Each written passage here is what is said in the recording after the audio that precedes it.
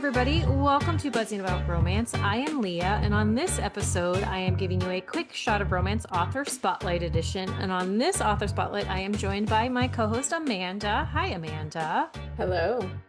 And we are welcoming author Nalini Singh. Welcome to the podcast. Thank you for having me. Nalini Singh is the New York Times bestselling author of the Guild Hunter series, which includes most recently Archangel's Ascension. I cannot speak words tonight. I'm so sorry. She is also the author of the Psy-Changeling Trinity novels, including Atonement Sky, Primal Mirror, Renaissance Surge, Storm Echo, Last Garden, Alpha Night. So before we talk Archangel's Eternity, no, yeah, that was wrong. Let's get to know you a bit. I'm not saying those words at all the rest of the night. Just say eternity. Just say eternity. So what initially drew you to romance as a writer?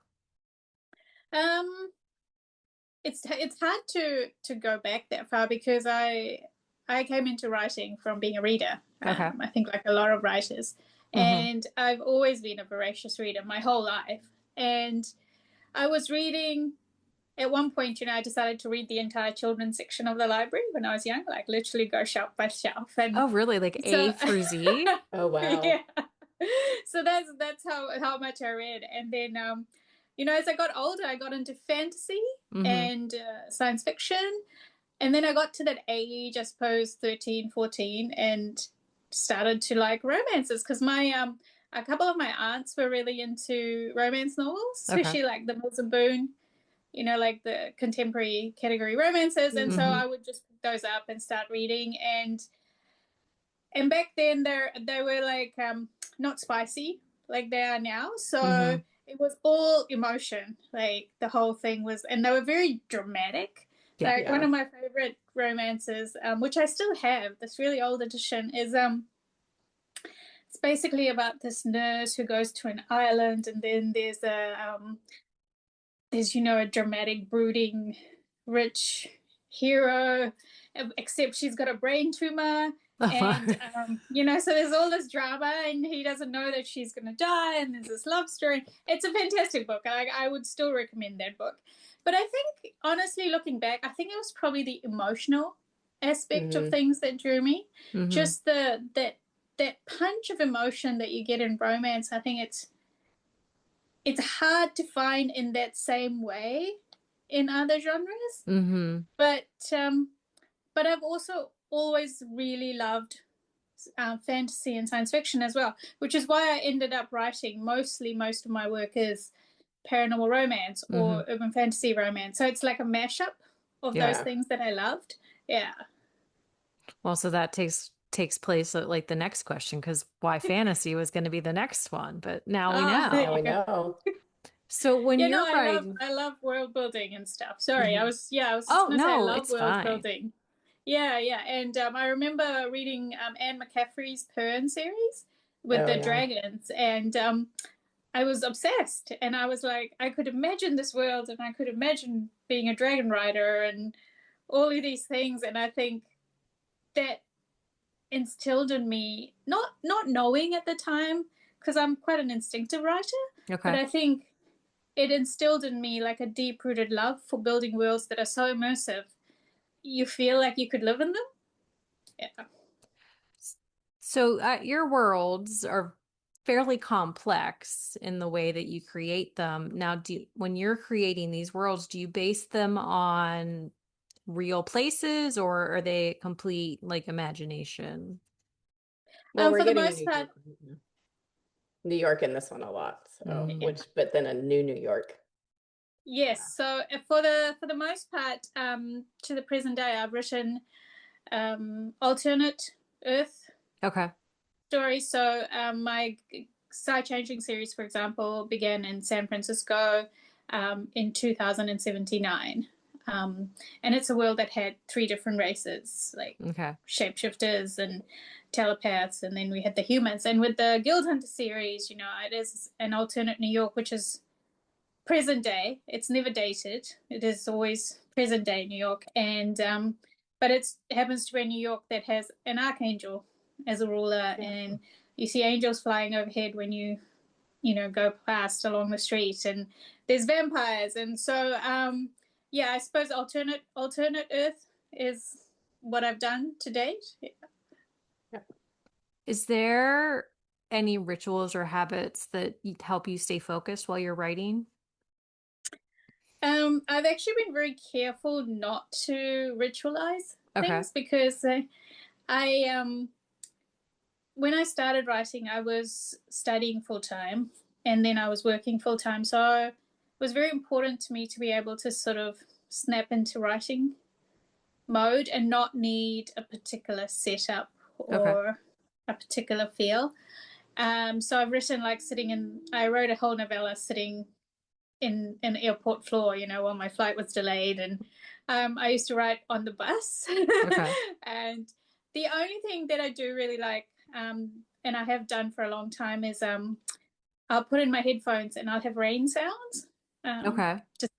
Yeah, so I really like the sound of rain. I always have.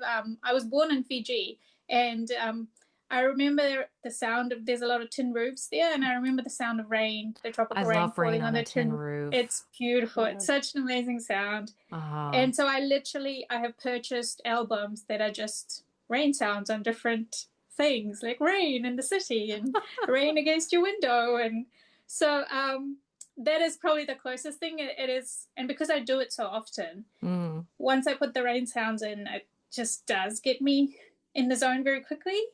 And it is very portable, right? I can do that anywhere. I have my little headphones or my phone and go. Now, here's the question though. When it starts raining and you're not trying to write, do you kind of get in that mode? Like if you're just sitting around listening to it? Yeah, it is very inspiring. Or I'll read, like that's also for rain. Because it's funny enough, so we've had it's funny, you just mentioned that we weren't going to talk about weather, but I'm going to talk about No, weather. that's great. I love that you're the one bringing Yes. it up. No, so Auckland, so we're in we're now just going into autumn. Okay. And we've had this very strange summer, but we haven't had a lot of rain. And so just this past couple of days, it started to rain. And I've just been like, this is wonderful. And other You're people so are like, inspired. oh my God, it's raining. And I'm like, yeah, this is great. I've got actual real rain sounds outside my window, and it's been good fun. No, it's funny because so in January, I live in Pennsylvania in the States, and in January we had this giant blizzard, and like so every episode that we have had since then, like we have talked about like what the weather is doing, and it's like now it's just become kind of like the shtick. I keep joking, people come for the books, they stay for the weather. No, you've had a lot of snow over there, because obviously I work with a lot of people from the US, and so I keep up to date with the weather. I'm just like, some of it looks beautiful, but I'm sure it's not it is nice gorgeous. living in it. It's so pretty, but it is the worst. Like, so my dog, it was up to like his stomach, and he's an Aussie Collie, so he's not really a small dog. He's like a mid-sized dog, but he couldn't walk in our yard. It was so deep. And like where I'm at, like we don't always get that much snow. So it was like my kids were home for like a week and a half, and it's like, oh man, it was very pretty, but I was done with it. Is there a piece of advice that present author you would give past author you? When I'm asked to do talks, especially for newer writers or younger writers, I always say to trust your voice as a writer.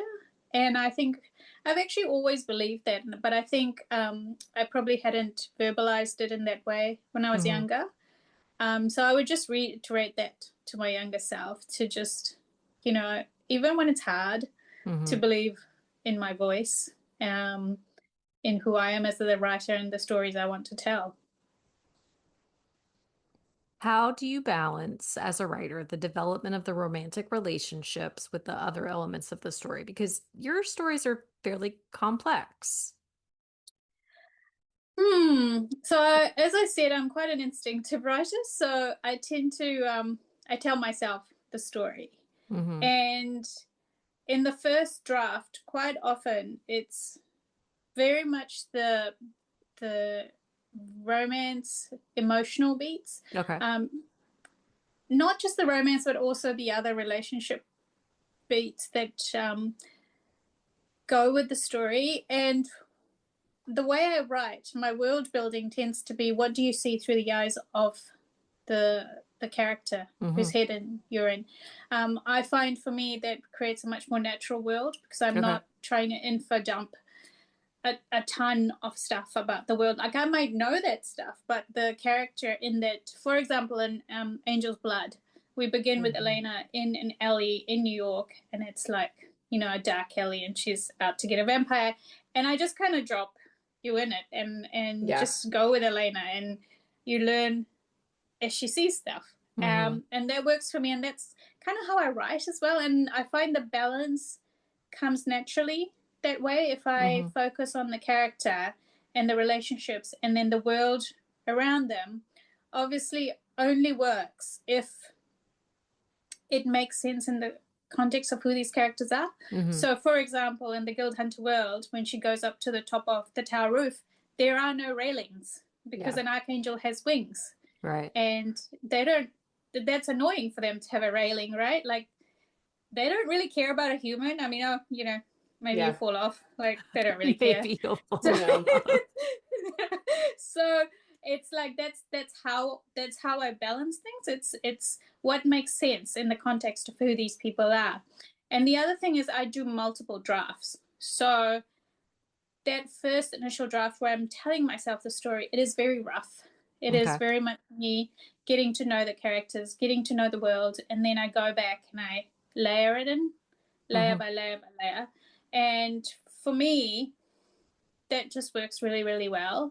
And I have difficulty believing how other people do it otherwise. But I have very good friends who write these really complex, wonderful books full of fantasy world building, and they literally just do one chapter and it's done, and then they do the next chapter and it's done. And by the time they get to the end, the book's done. And I'm like, how are you doing that? And they at the same time look at me and be like, we don't know how you do it, because you just look like you have no plan. You're just off into the wilderness. But, you know, honestly, it probably takes us around the same time to write the book. So yeah, I like drafting, and I love editing. So I love adding in more layers of story, and also deleting. You know, just because I'm like, well, this is a great scene, but actually it doesn't need to be here in this particular story. I might still share it with readers later on as like a deleted outtake. So you said you're very instinctive, but do you have an idea of like where you want the story to start and where the story to end, and then kind of fill it in? Or is it just like you just let yourself like flow as you're writing? So I do generally have the culmination in mind as well. Quite often where I begin the initial draft is not where I end up. Like, then I might start actually way ahead of where you will actually see in chapter 1. So I might have written like 3 chapters before that, and then decided to take those 3 chapters out because that was just me getting into the story. And then we begin the book on chapter 1, which is the chapter one where, like 4. Well, yeah. Okay. But I also always, because I write series, I think it's really important to know where the series is going. So it's really important to me to actually map out the series arc. So I think sometimes when I talk about being an instinctive writer, people think that I'm just kind of going off into the wilderness the entire time. But I do a lot of work on the series arc, because I think it's really important, especially because I write long series, that everything hooks together. And as a series reader myself, I love finding Easter eggs in books that are like 3 books ahead. And then it's like, it comes to the point you're like, oh, the clue was there all along. And I like doing that kind of stuff. I like everything sort of like the Guild Hunter series, you know, it's going to be 18 books. It's finished. It's a completed series. And I hope that when readers start from 1 and go to 18, everything will just link up and then have this really satisfying feeling of, oh, I went on this amazing journey with these characters in this world, and she was taking us somewhere, you know, like it wasn't aimless. And so it's really important for me to do the background arcs. And I find once I do that, writing each of the books is easier because I don't go off on tangents. Mm-hmm. I know what needs to happen for the arc. Yeah. Do you have a favorite trope to read or write? To read, I do like friends to lovers. I do like that. And is this cinnamon roll heroes you considered a trope? I do like the cinnamon rolls. I mean, not really sort a of. trope, but that's okay. You can like that. But in terms of writing, I'm not really a trope focused writer. Mm-hmm. So when for example marketing is like, oh, what tropes to use and stuff, we have to go backwards to see what's in the book that that could be used. I haven't sat down and thought I'm gonna write a enemies to lovers or that kind of book. I tend to just write the book and then pick the tropes after. Write the book and then figure out what the tropes with. And I tell every author that I do these with, like, these are my favorite piece of the podcast because every author, like, you have a point A, you have a point B. The result is the same. It's a book, but everybody's like journey is different. Like some people pick the trope and write the book straight from that. Like clearly, like you write the book and then have to dig for the tropes, which is fine. Like there's no one size fits all process. And I think that is one of the most fascinating things about the writing world is like, everybody does it differently. Some people might have similar like ways of doing things, but each individual person like creates that story differently. But at the end of the day, they have finished a novel and it is amazing because that is quite a feat and accomplishment. Yeah, it's interesting you say that. And also, I think sometimes as writers, we don't realize that there are certain tropes we go back to again and again until a reader points it out. Yeah, and I would say yours is found family. Yes, I was just going to say that. A reader told me that. And I was like, actually, that's what I like to read as well. Yeah. You asked about tropes. I didn't say that, but it is, when I think back, I'm like, most of my favorite series have that found family element. I love a found family. Amanda's just something so right, about it. Yeah, I mean, that's what I always put down, like when I try to shelve my books when I read them, so I remember what I'm talking about. But I always put yours. Yours are always found family, almost always. So what are you reading right now? What am I reading right now? Let me see. I'm sort of in between because I just finished a couple of things I was reading. So I finished Devney Perry's Shield of Sparrows. Okay. So it's a romantasy. I just finished that. And I'm reading actually it's like more literary fiction. It's Kiran Desai's The Loneliness of Sonia and Sunny. Okay. It's this enormous book about family and change across the generations and stuff like that. It's very intricate and beautiful. And then on audio, I am listening to, I know what I'm going to be reading. I just got it, which is Olivia Waite. She writes a series, and I think this is only the second one, and it's like mysteries on a space station. And they're really cool, and I can't the name has just escaped me, but they're really good books. Like if you look up her name, you'll and I'm really looking forward to that because the first one I enjoyed so much because it is a closed room mystery, right? Like where are you gonna go? That's interesting. So, I mean, I do like a spacey romance. Yeah. So, and also I have a whole bunch of stuff. Oh, and I just finished Ilona Andrews' The Inheritance as well. So I love it. I love it so much.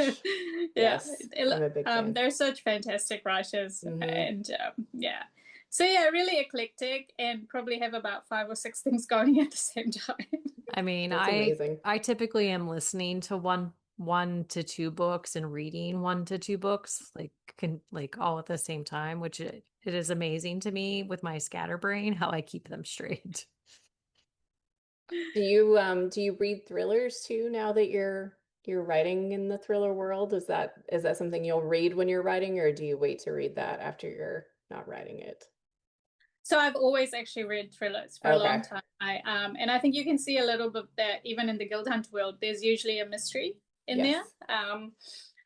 It's just that the killer is a vampire, instead of a human.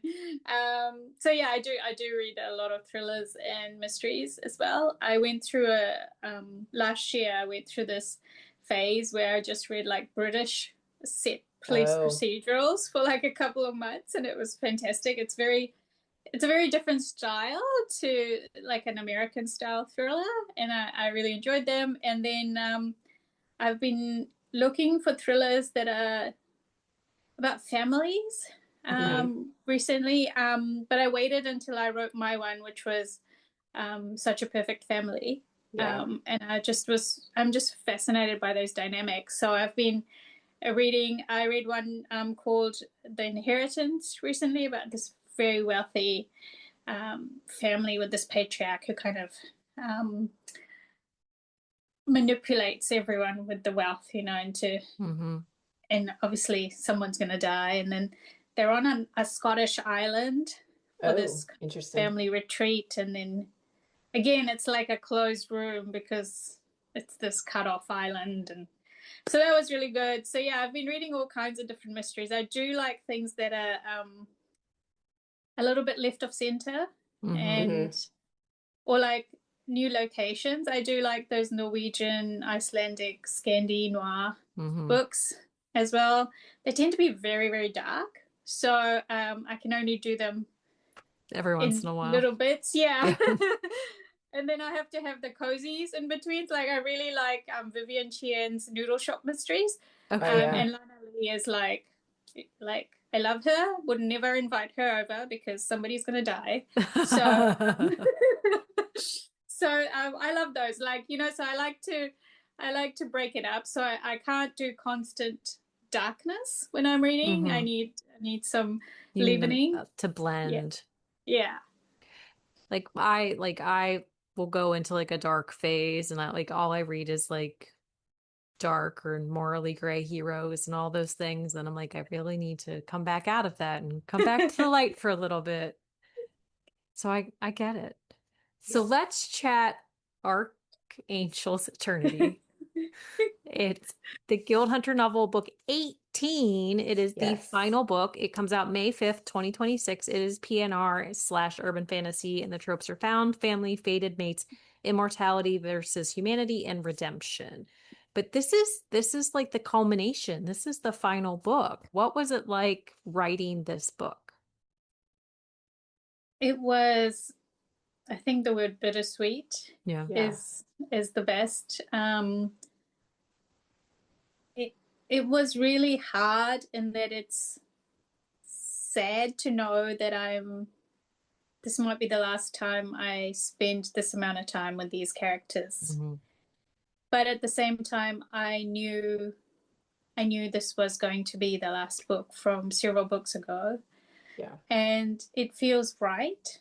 And I'm really proud of what the book is. And I'm really happy with this ending. But at the same time, I cried a lot. Yeah. With the I can characters imagine. also. Yeah. And because when I started the series, it was really important to me to look at immortality with look at the costs of immortality as well, because I think quite often we read books and it's kind of like a fantasy version of immortality. You become immortal and then that's the end of the story. Yeah. And I wanted it to be the beginning of the story. And it really comes home in this book because we have Elena, who is, and this is not a spoiler because it's in the blurb, but she's 1,000 years old. And which means that all the people she knew in her mortal life, if they chose not to become like a vampire or carry on, they're gone. And so there was a lot of grief in this book. But at the same time, I think it's important to look at that from the perspective of someone who has lived these lifetimes and has worked really hard to hold on to her humanity through it all. Because the other thing about the series I wanted to address is, how long do you live before you lose it? Like you lose that humanity and you become really inhuman and really cruel. And like I said, like when it begins, Raphael is like, well, she could fall off a roof. He's on the verge of losing his humanity. Yeah, he's not human in any sense of the word, and so their journey has been together, his from the edge of something very dark and hers to this whole different existence. And so writing this book, there's a lot of emotions, and for me as well, I had, in my personal life, I was going through things, and so it all came together, and it was actually the perfect book to write at the time. And so there was it was cathartic too, but also sad and also beautiful. Like I love these characters so much. I've lived with them for over 15 years, and it was a great journey. And I honestly, if I could have kept writing the series, there's so many things I could have kept doing, but I felt like I always wanted to give these characters an ending. Like I didn't want it to be an endless kind of series. So I'm really pleased with that. So I think rounding up my really long, rambling answer, bittersweet is still the perfect word. Yeah.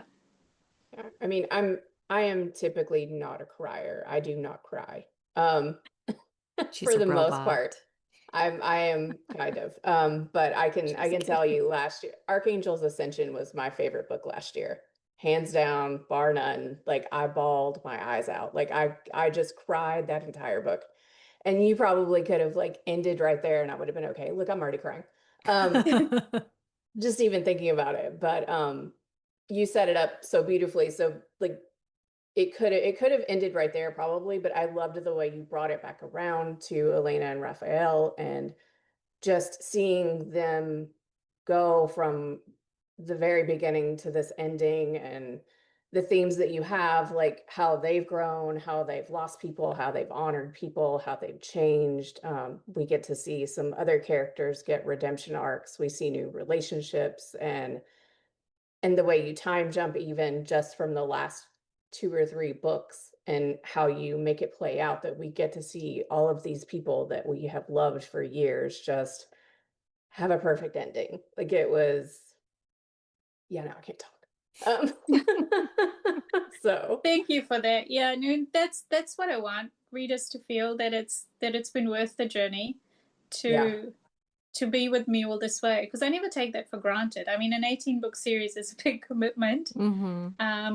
And a lot of the readers have been with me for like over a decade, and I want them to feel like you do, Amanda. I want them to feel like it's been a ride, it's been this incredible adventure. And the whole point of the story is that we have all these emotions and we do experience them over our lifetimes, and it just so happens that Elena and Raphael have experienced them over an immortal lifetime. And how does that change things? How does it change you as a person? And so it's been fascinating to write the series from a writing perspective, to take that initial idea I had about questioning immortality and the cost of immortality, and bringing it to this final closure, which is why it had to end with Elena and Raphael, because it began with Elena and Raphael. So it was a really nice full circle moment. But there's a lot of tears. I will cry too, because I'm having a launch in New Zealand for this final book at one of my favorite bookstores, and Like literally, I will be there with the tissues because when I start talking about it, I'm sure that I will be like, the makeup's going to be running. I better get the Yeah. waterproof mascara, you know. Do you have in this series, do you have a favorite book? Oh no. I I heard another author say this once and I really like it, and they said that whichever book I'm writing at the time Mm-hmm. is the favorite, and Yep. that's how it should be, because I think every book deserves that obsession from the Hmm. Mm-hmm. writer's point of view. So I have loved every single book I've written, and I am incapable of sending anything to my editor that I don't love. So Mm-hmm. I have been late with books. I have had extensions because I just decided it wasn't working and I started again. Yeah. Or I once got 80,000 words into a book and I decided no, and I started again. So Yeah. so yeah, no, I have genuinely loved, and I think with a series like this where we've got a continuous storyline, so it's the same characters coming up over and over, Mm-hmm. not just the main protagonist, but like the people around them. Right. Yeah. They are beloved to me, all of them, and so there is no, for me, I know they're written in books, but in my head, it's a continuous timeline. Mm-hmm. Yeah. So it is like lifetimes I've spent with these people, and there's no way for me to pick a particular moment in this timeline that Well, is especially, better. I mean, since you've been invested in this, because the first book was published in 2009. So it's like this has been a big chunk of time. It is, yeah, yeah. So aside from the last one, because I'm assuming that was a difficult one to write just because of the nature of the book itself. Was there another book in this series that was hard to get the ending to, or? Oh, let me see. So there was a book where to prophecy, which Oh. ended with what readers were really mad about, which was a cliffhanger. But I didn't think it was a cliffhanger. So I had this whole discussion with my editor. I'm like, I don't think it's a cliffhanger. She's like, it's a cliffhanger. But I'm like, but it's like there's like a thing that happens in the end. I don't want to spoil it in case someone reads it. But so anyway, that one, I think I didn't question it until after it was Mm-hmm. out and everyone was really mad. And I was like, but why are But you that was mad? not the intention. I hate a So Cliffy. yeah, there was sometimes I think yeah, sometimes I think in my head I have done something and then it's not quite, I suppose in that book it didn't quite come across as what I thought it came across as. Mm-hmm. So that was interesting. And yeah, I'm trying to think through the books. Like I said, it's such a continuous timeline. I think Dimitri's book was hard, Yeah. Archangel's Blood. It's such a, there is, again, there's so much grief in that book as well, and so much darkness. And it was almost like, how do I not redeem him, but how do I make him find his own humanity again Mm-hmm. after he's, Explain yeah, to everyone why he is the way he is, because he yeah, comes off really rough in the first few books, or in the yeah, first book. Like yeah, he's just, yeah, you wonder, and then he's been through so much. So it's yeah. And the funny thing is, I think because so originally I never intended this to be a series. Okay. So, no. so yeah, I was pulling absolutely no punches in any of these characters. Like I Yeah. never had any idea I would write Ilium's book, or I would write Dimitri's book, or I would write Nasir's book. So I was just like, they can be as bad or as good or as wild as they have to be, for the story. And I think they really helped me because it's like they are who they are, And and they are so distinct. they Like are they're so distinct. so distinct. So this was just going to be like a one book like shot? So it's kind of legendary. Oh my I, gosh. So I read the Side Changeling series, which is even longer than this series. Yes. And at the time, I was writing 2 Side Changeling books a year. Okay. And I had just gone, I think, full time as a writer. I can't quite remember if it was a couple years before. And I was like, okay, I can actually write a 3rd book. I can write 3 books a year.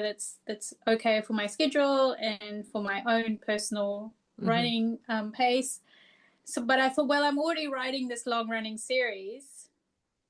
I don't want to write another long-running one. Like, I should have single titles, like just standalone books. So Angel's Blood began as a standalone book. Oh my goodness. And so I wrote this and I sent it to my agent. And she came back and said, Cindy, who is my editor, is going to want the 2nd book. And I was like, no, but like it's one. But I knew in my heart that it was not one book. But I was trying to convince everyone. But I was already writing the 2nd book because I had accepted my fate at that point. Oh my goodness. So this is when I learned that I'm really, really not good at writing just standalones when it's like a fantasy 18 books later world building. Yeah. So that was my attempt. I will say that I have successfully written standalones in my thrillers because I wrote the first one and people said, oh, these characters are going to come back in the next book. I'm like, no, like my brain capacity, it's already got 2 long-running series. The thrillers have to be completely standalone. Well, even the rugby books, I mean, I know they're slightly related, but those stand alone really well too, yes. though. Yeah. So yeah, those are good because they're just connected by people. Yeah. So the family relationship. Oh, it's like an interconnected series. Yes. Yeah. So instead of like a really tight, like with the Side Changeling and the Guild Hunter, I do know people who've dipped in and out, but in general, most people agree that you need to read them in order. I don't know how. No, Amanda doesn't read anything out of order. Like we'll throw like for the podcast, we do like Wednesday episodes where we call them Sip and Discuss. And every once in a while we'll pick a book where it's like 3rd or 4th in the series and she's like, why do you do this to me? Yeah, I don't get it either. I don't get it. I'm like you, Amanda. I need to go back to the beginning. And I've been in the Side Changeling since early days, so I could not imagine dipping into one of those later books and being like, what? See, I used to be like that. I used to have to read things in order, but I don't even read my books like in order anymore. Like I will hop around in a book and I will read like 3 chapters, then skip like 6 chapters ahead and then go back or go forward. Like I will read an entire book completely out of order just because so like series order for me, it means nothing anymore. The funny thing is I can write that way. I quite often will skip ahead. Like I don't have to write in linear order. Okay. If I know the ending, I'll write the ending and then I'll go back and write the middle or like write this random scene. Like if I'm stuck in a point, I don't try and belabor. You just keep going. I just keep going. So I can write that way because I'm putting the jigsaw together in my head.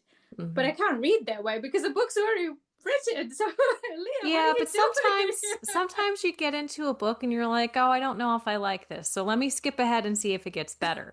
And then you read a part and then it's like, oh, they're referencing something that already happened. I have to go back and see what happened and see if it's worth it.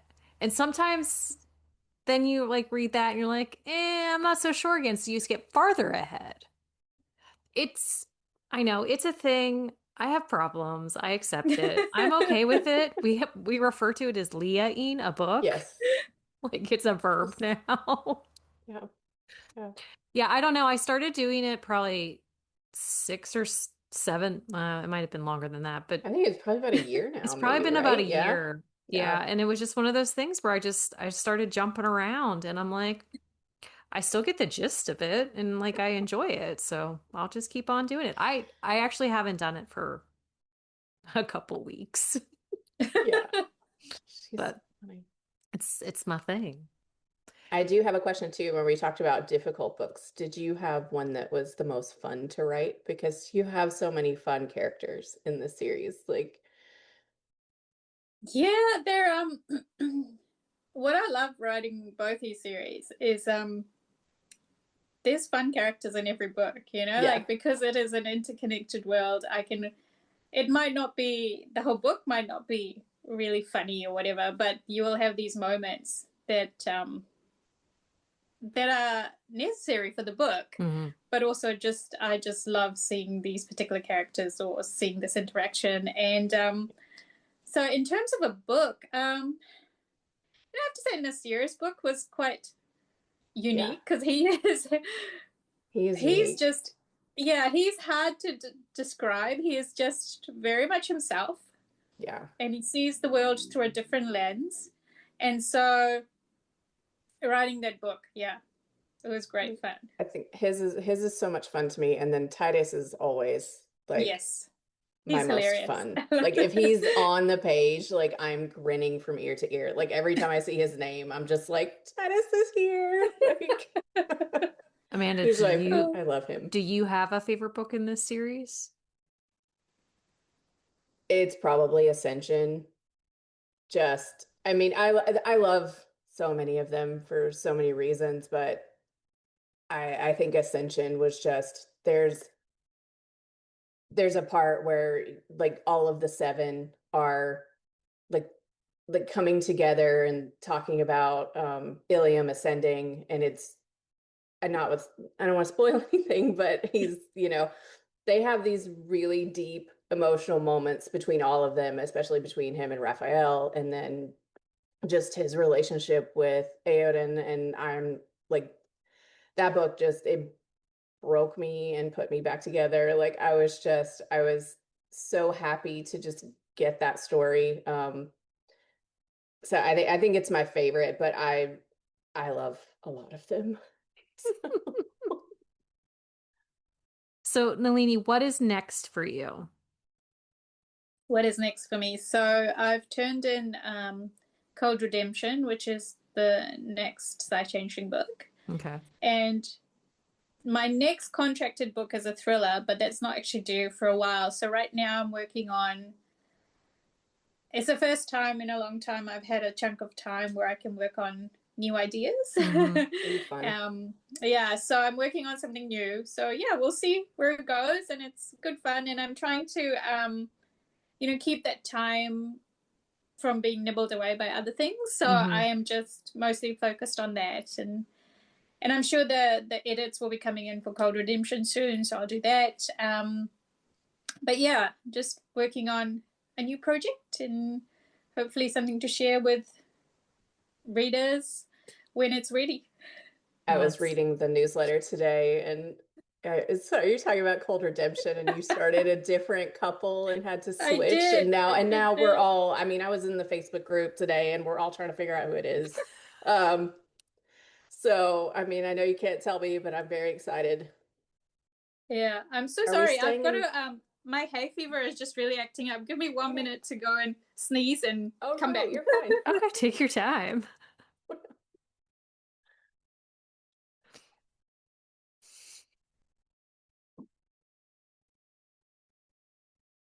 You love her so much. I do. Mike has to, you have to take this part out, Mike I'm Burrier. sorry. We're not really sorry.